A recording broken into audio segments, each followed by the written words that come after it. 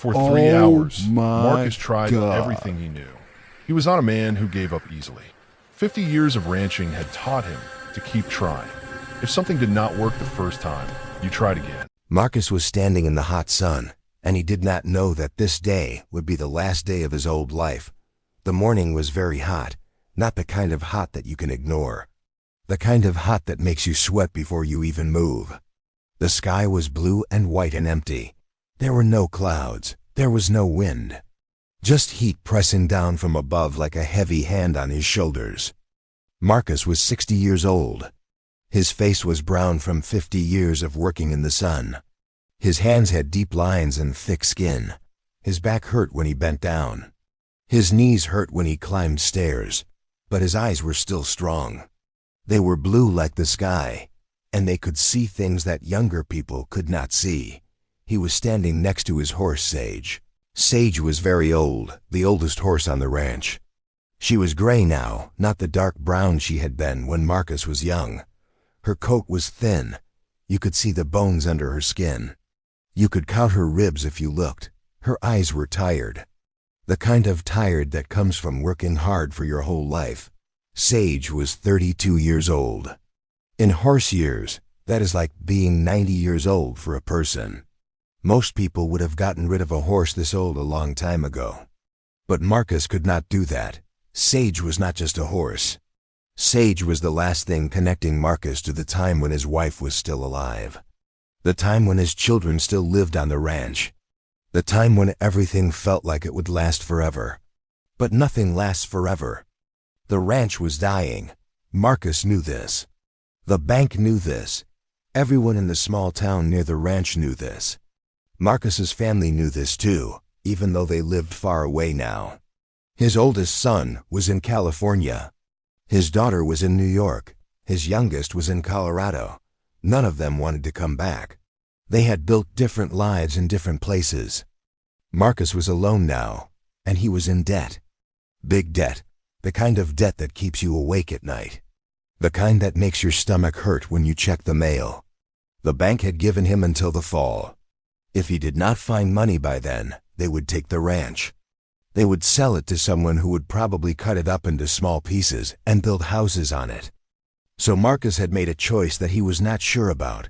A man named Derek Wells had called him. Derek was a contractor. He moved big, heavy things. He had a job, a big job.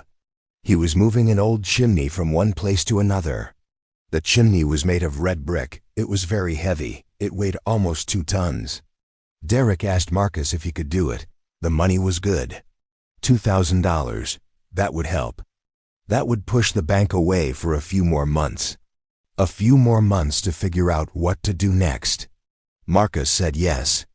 But now, standing in this hot sun, looking at Sage, he was starting to feel like he had made a mistake. The chimney was sitting in a wooden frame. Marcus had built the frame himself. He had used strong wood and metal bands to hold it together. It was a good frame. It would hold the chimney, but it was also very heavy. Even without the chimney, Marcus had pulled big, heavy things with Sage before. He had pulled boulders. He had pulled tree stumps. He had pulled broken tractors out of the creek. Sage was strong. Sage had always been strong. That is why Marcus knew she could do this. But today, something was different. When Marcus walked towards Sage with the harness, the horse moved back. Just a little bit, but enough to tell him something was wrong. "It is okay, girl," Marcus said in a soft voice. "Just one more job. Just one more time." He had been saying things like this to horses for 53 years. This was the only language he knew well. He knew horse language better than he knew people language. Horses were easier to understand. If a horse was happy, you could see it. If a horse was tired, you could see it. If a horse was scared, you could see it. Right now, Sage was scared. Marcus reached out to touch her neck. He wanted to put on her harness. He wanted to connect her to the chimney frame. He wanted to lead her out into the field and have her pull this heavy thing across the dirt road to the next property. But when his hand got close to her neck, Sage pulled back further. Her eyes went wide. Her ears went back. Her whole body went tight. This was not normal. Sage did not usually do this. Marcus stopped. He put his hand down. He just looked at his horse. "What is wrong?" he asked, as if Sage could answer him with words. But Sage was trying to answer him. She was trying to tell him something very important. And Marcus, because he was scared about money, because he was thinking about the bank, because he was thinking about losing the ranch, was not listening the way he should have been listening. He tied the harness on Sage slowly. She let him do it. She did not fight, but her muscles were shaking. Her breathing was fast and short. When Marcus connected the rope to the wooden frame that held the chimney, Sage's whole body began to tremble. "Come on, Sage," Marcus said. He clicked his tongue. This was the sound that meant move forward. This was the sound that had meant move forward for 32 years of working together. Sage did not move. Marcus clicked again, harder this time. A little bit angry now, a little bit frustrated. Sage still did not move. Her hooves stayed on the ground. Her body was stiff like a statue. Marcus pulled on the rope, not hard, just a little. Maybe Sage just needed a little push to get started.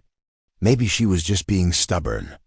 Maybe she was just slow today because of her age. "Come on," Marcus said again. But Sage would not come on.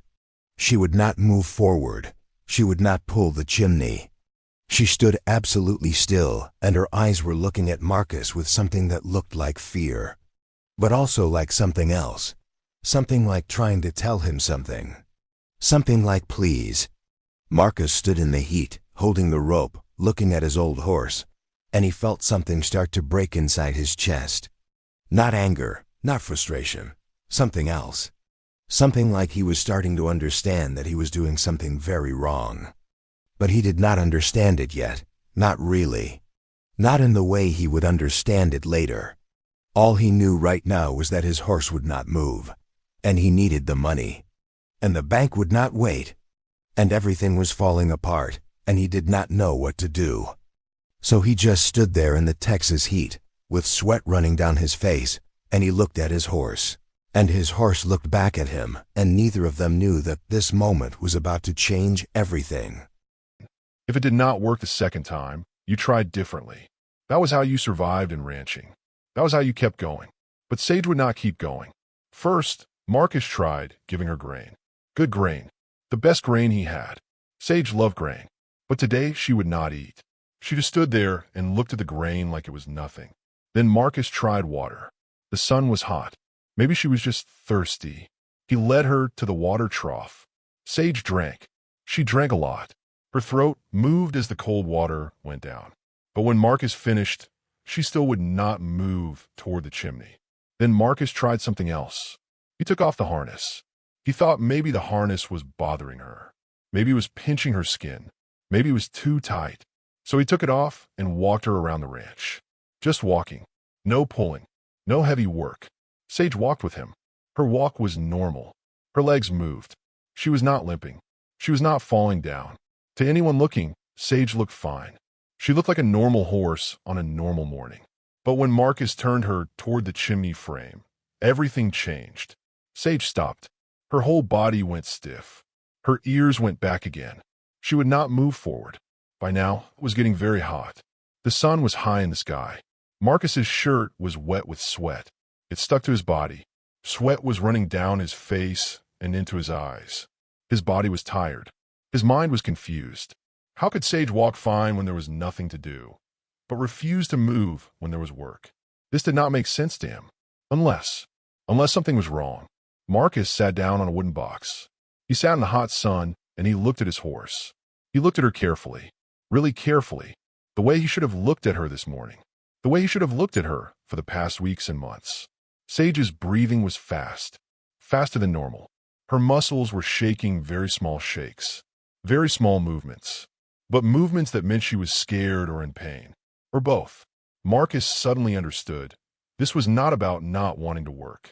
This was about not being able to work. This was about something being wrong inside Sage's body. He needed help.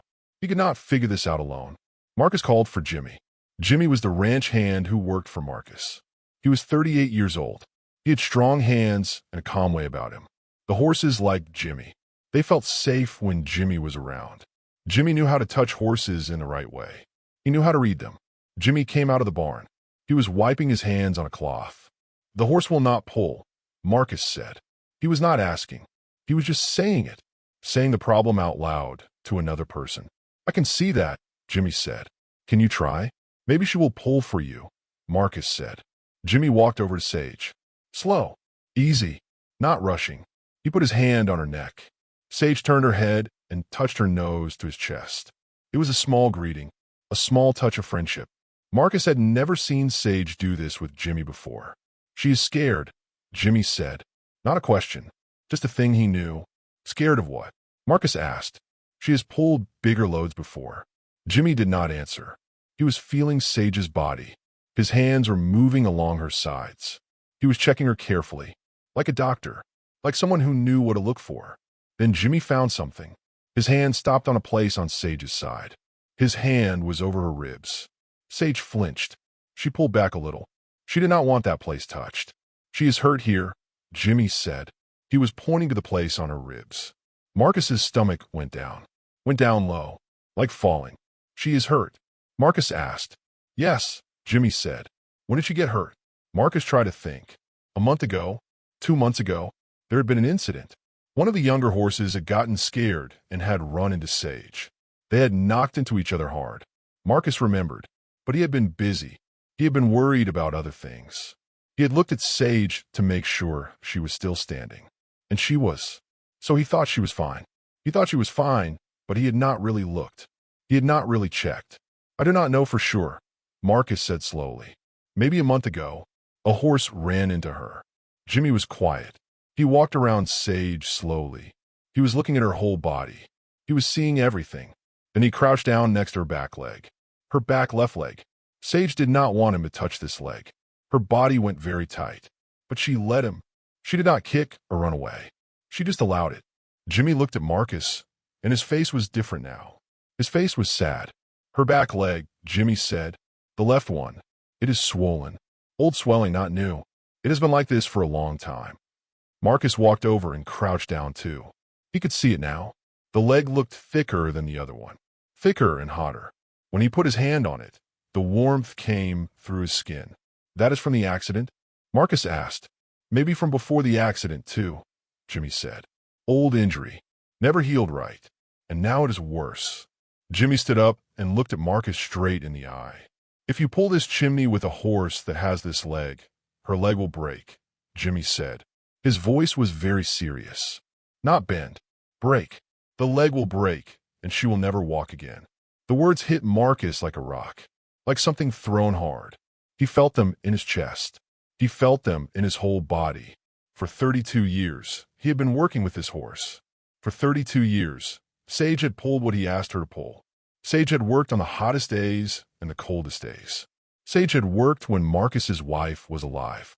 Sage had worked when his children were being born. Sage had worked through the good years and the hard years.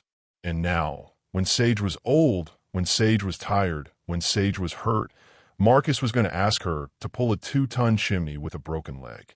No, that is not what was going to happen. "Take the harness off," Marcus said to Jimmy. His voice was quiet. "What?" Jimmy asked. "Take it off. Now. All of it. Every piece of it." Jimmy did not ask questions. He took the harness off Sage. He put it on the ground. And Marcus stood there, looking at the harness, looking at the chimney frame, looking at his horse, and he felt something break inside him. Not like breaking a bone, like breaking a wall, like something hard inside him was becoming soft. He led Sage back to her stall very slowly, very carefully. Every step, he was thinking about her leg. Every step, he was thinking about what he had almost done. When Sage was in her stall, Marcus brought her water. Fresh water, cool water. She drank it slowly. When she was finished, he brought her grain. Her favorite grain, the best grain he had. She ate some of it. Then Marcus sat down on a wooden box inside the stall. Just sat there, just looking at his horse. "I'm sorry, Sage," he said. His voice was breaking, like his voice was tired, like his voice was sad. "I'm so sorry, girl." Sage walked over and put her head down next to him, just rested her head near him, close to him. It was like she was saying something. It was like she was saying, I know you did not understand. I know you were scared. I know you were trying to save the ranch. But thank you for stopping. Thank you for hearing me finally." That night, Marcus made a phone call. He called Derek Wells, the contractor. "I cannot do the job," Marcus said. "What?" Derek was angry. "What do you mean you cannot do it? My horse is hurt. I cannot make her pull the chimney. I won't do it. Even if you take away the job. Even if you take away the money. I will not hurt her." There was a long silence. Then Derek said, "You are a fool, Marcus." And Marcus said, "Maybe I am. But I am a fool who can look his horse in the eye tomorrow morning." And he hung up the phone. For the first time in 3 decades, Marcus Yelland had said no to someone who needed him. He had refused to do the thing that would save his ranch. He had chosen his horse over his money. He did not know it yet, but this choice was about to change everything. That night, Marcus could not sleep. He lay in his bed in the dark. The ceiling was above him. The silence was heavy. He could hear the old house making sounds, the wood settling, the wind pushing against the walls. But he could not hear what he wanted to hear. He could not hear peace. The $2,000 was gone. He had been counting on it. He had made plans based on it. $2,000 would have kept the bank away for 3 more months. 3 months to think of something else. 3 months to find another job. 3 months to find another way. But now there was no $2,000. Now there was nothing. Marcus got out of bed and went to his table. On the table were papers, bills, letters from the bank, numbers that he had written down, numbers that meant he was running out of time. The ranch was failing. The bank would take it soon, very soon. The deadline was in 4 months.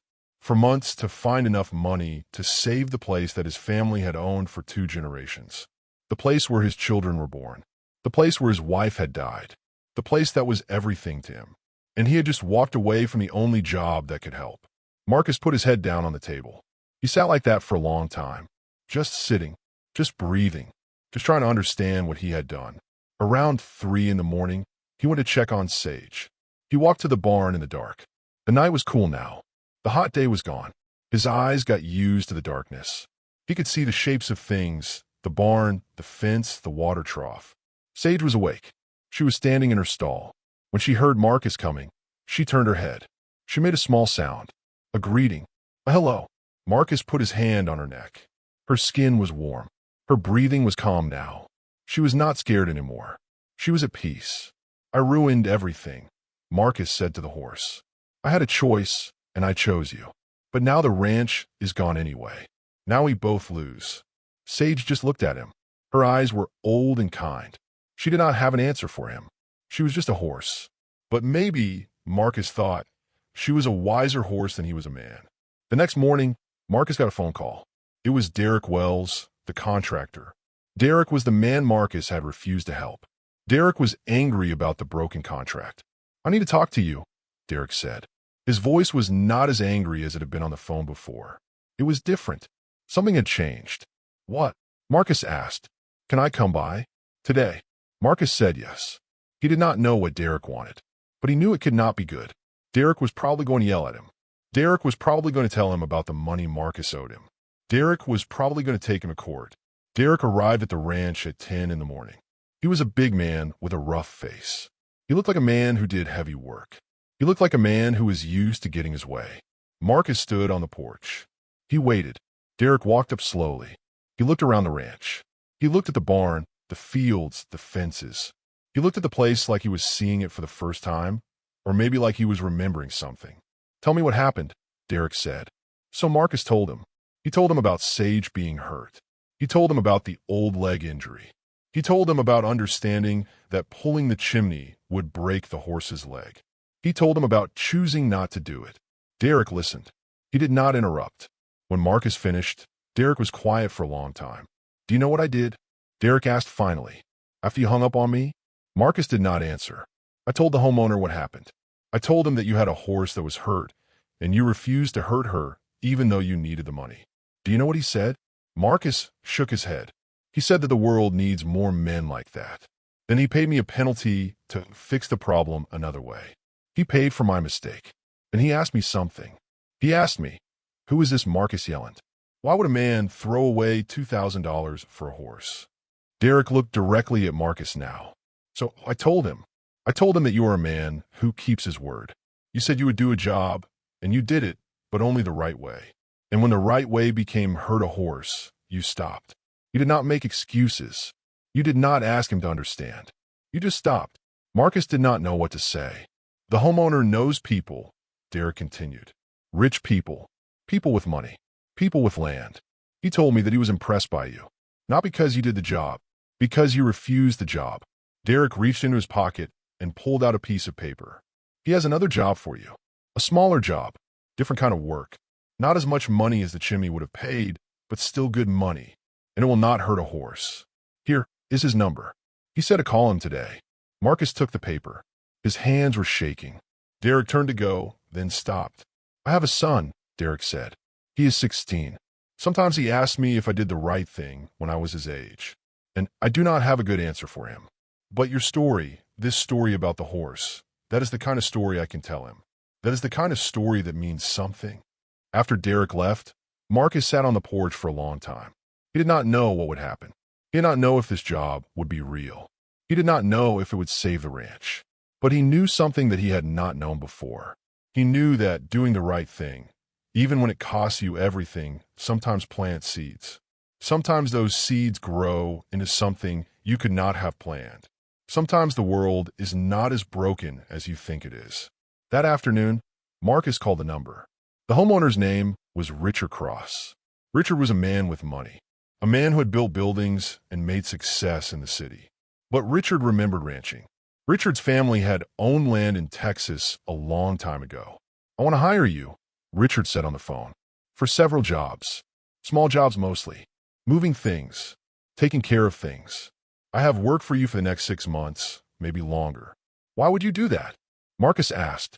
You do not know me. Because I know what kind of man you are, Richard said. Derek Wells told me. And I respect that kind of man. I want to work with people like you. When are you available? I can start tomorrow, Marcus said. Over the next 3 weeks, Marcus did small jobs for Derek Wells and Richard Cross. Moving equipment. Building things. Work that was honest and real. Work that did not hurt anyone or anything. The money was not much each time. But there was always another job. And another.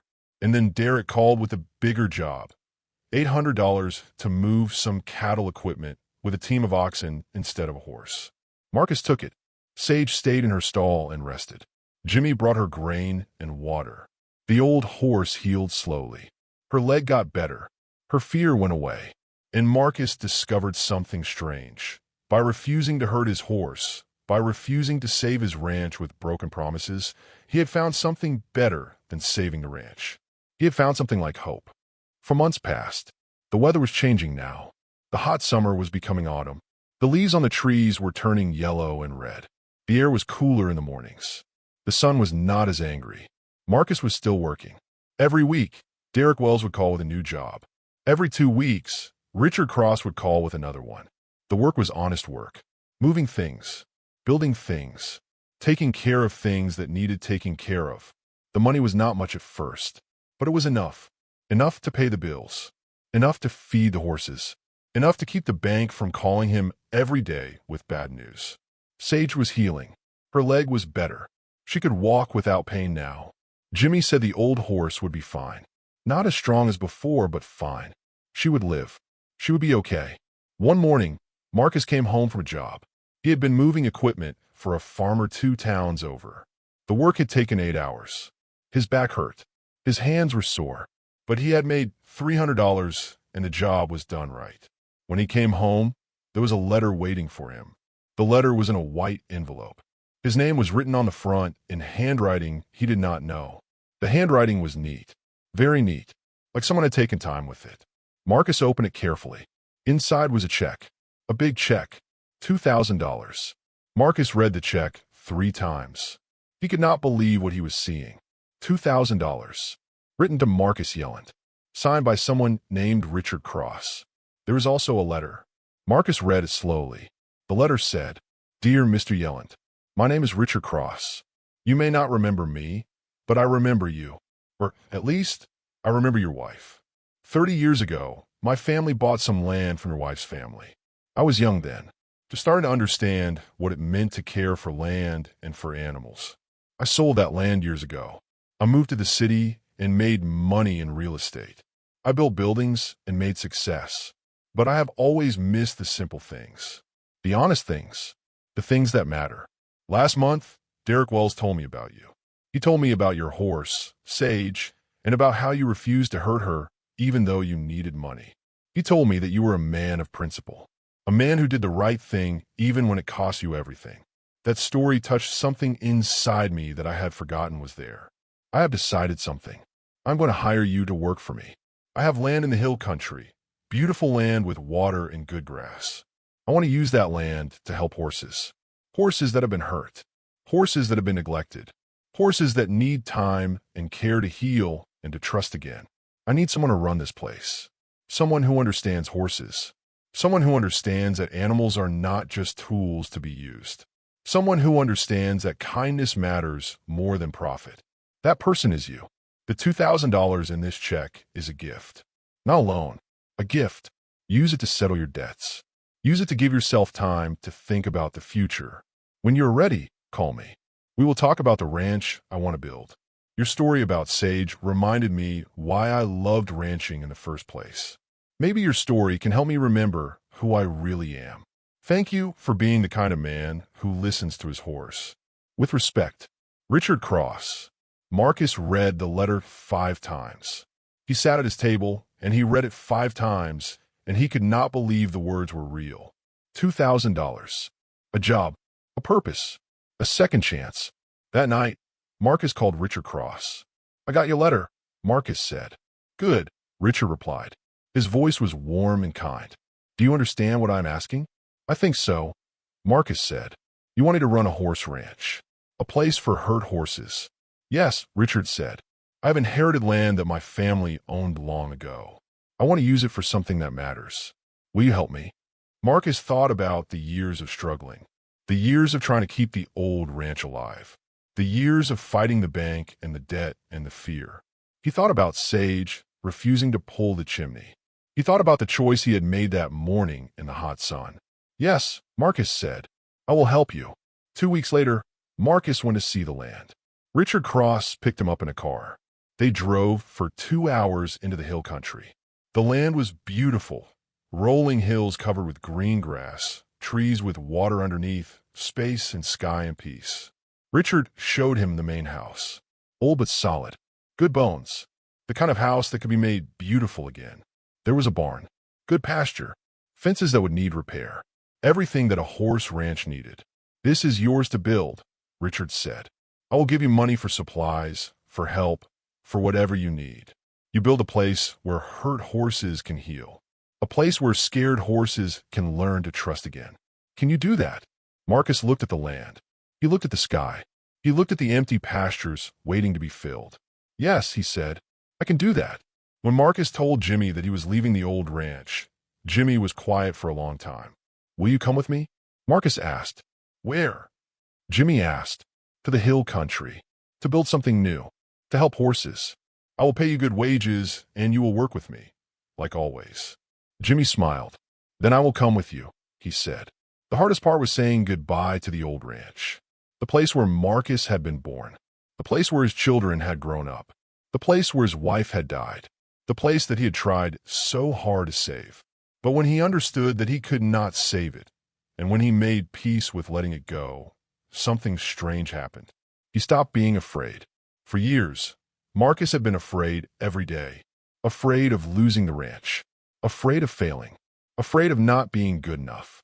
But the moment he chose Sage over the ranch, the moment he refused to hurt his horse to save his land, the fear went away. The ranch did not matter anymore. The land did not matter. The buildings did not matter. What mattered was this. He was a man who could look himself in the mirror.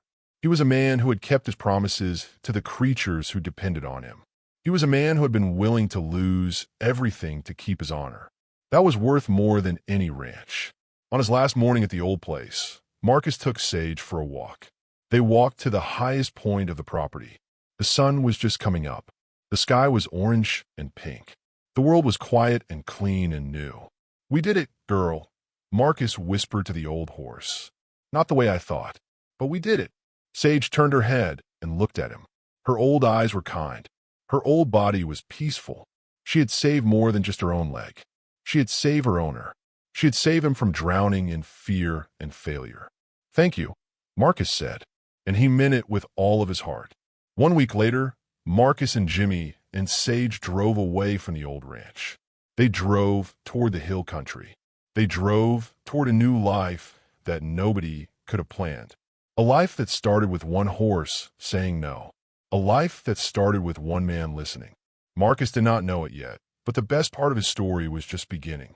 2 years had passed since Marcus drove away from the old ranch. 2 years in the hill country. 2 years of building something new. 2 years of learning what it meant to help instead of just survive. The horse sanctuary was now a real place. A place with a name, Sage's Rest. Named after the horse that had started all of this. Named after the horse that had saved her owner by refusing to break. There were 22 horses living at Sage's Rest now. All of them hurt. All of them scared. All of them learning to trust humans again. There was a black stallion that had been beaten by his owner. He could not let anyone touch his back. Marcus worked with him every day, slow and patient, teaching him that human hands could be gentle. There was an old mare that had been abandoned in a storm. She was so thin when she arrived that you could count every bone. Now her coat was shiny and thick.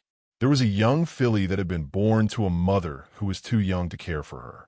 She had learned from the other horses what it meant to belong to a family. Marcus was 65 years old now. His body was slower than it used to be. His back hurt more. His hands had more pain. But his face was different. The lines were softer. The fear was gone. In its place was something like peace. Jimmy was with him. Jimmy had stayed these 2 years and would stay longer. Together, they cared for the horses. They fed them. They cleaned their stalls. They worked with them patiently. They taught them that the world was not all pain. And Sage. Sage was 34 years old now. That was very old for a horse. The vet said she probably did not have many more years. But the vet also said she was happy. She was content. She was at peace. Sage lived in a special stall with the best care. She did not have to work anymore. She just lived, just existed in safety and comfort. Sometimes the younger horses would gather around her like she was teaching them something, which maybe she was. Maybe she was teaching them the most important lesson of all, that refusal could be a kind of love. One morning, a journalist came to Sage's Rest. Her name was Maria, and she worked for a newspaper. She had heard the story somewhere and wanted to write about it. She wanted to tell people about Marcus and Sage and the horse sanctuary. Maria walked around the property with Marcus. She saw the horses. She saw the care that went into everything. She saw how Marcus touched each horse like they were precious. She saw how the horses responded to him with trust. "Tell me the real story," Maria said. "The one about why you built this place." So Marcus told her. He told her about the hot morning when Sage refused to pull the chimney. He told her about discovering that Sage was hurt. He told her about choosing the horse over the money. He told her about Derek Wells and Richard Cross and how kindness had returned to him when he needed it most. He told her about learning that sometimes the strongest thing you can do is say no to something. He told her about understanding that animals are not just tools. They are teachers. They teach us what it means to be brave. They teach us what it means to trust. They teach us what it means to refuse to break, even when the cost is everything. Maria listened to the whole story. When Marcus finished, she had tears in her eyes. "This is not just a story about a horse," Maria said. "This is a story about a man who learned to listen. This is a story about what happens when we choose principle over profit." The article came out 2 weeks later. It was in the Sunday newspaper. The headline was, "The Mustang That Refused. How One Horse Changed Everything."